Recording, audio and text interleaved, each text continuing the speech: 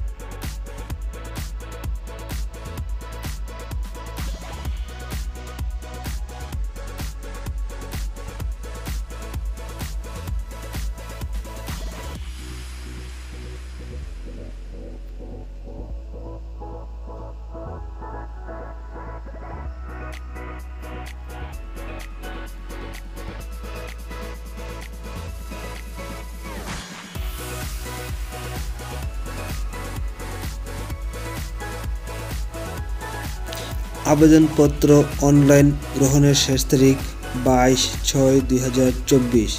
বিস্তারিত জানতে log on করুন www.sfti.ac.in।